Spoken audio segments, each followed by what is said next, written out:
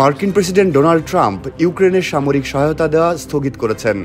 সোমবার হোয়াইট হাউসের এক কর্মকর্তার বরাত দিয়ে এএফপির প্রতিবেদনে এ তথ্য প্রকাশ করা হয়।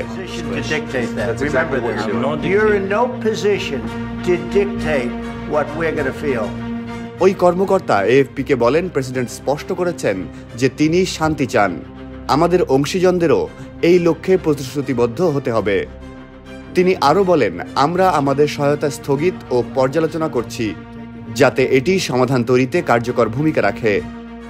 সোমবার হোয়াইট হাউসে সাংবাদিকদের সঙ্গে কথা বলার সময় ট্রাম্প হুঁশিয়ারি দিয়ে বলেন, জেলেনস্কির উচিত আরও কৃতজ্ঞ হওয়া। তিনি বলেন, জেলেনস্কি যদি যুদ্ধবিরতি চুক্তিতে না আসেন তাহলে তিনি খুব বেশি দিন টিকতে পারবেন না। নিউ ইয়র্ক টাইমসের এক প্রতিবেদনে বলা হয়েছে, ইউক্রেনকে সামরিক সহায়তা স্থগিতের সিদ্ধান্ত তাৎক্ষণিকভাবে কার্যকর করা হয়েছে এবং শত শত মিলিয়ন ডলারের অস্ত্র সহায়তা বন্ধ রাখা হয়েছে। সোমবার ইউক্রেনের প্রেসিডেন্ট ভলোদিমির জেলেনস্কি বলেছেন, তিনি যত দ্রুত সম্ভব যুদ্ধ শেষ করতে চান। ট্রাম্পের এই সিদ্ধান্ত এমন এক সময় এসেছে যার মাত্র কয়েকদিন আগে ইউক্রেনের প্রেসিডেন্ট ভলোদিমির জেলেনস্কির সঙ্গে তার প্রকাশ্য বাদানুবাদ হয়েছে। ট্রাম্প অতি দ্রুত এই যুদ্ধের অবসান এবং ইউক্রেনকে শান্তি আলোচনার টেবিলে আনতে চাইছেন।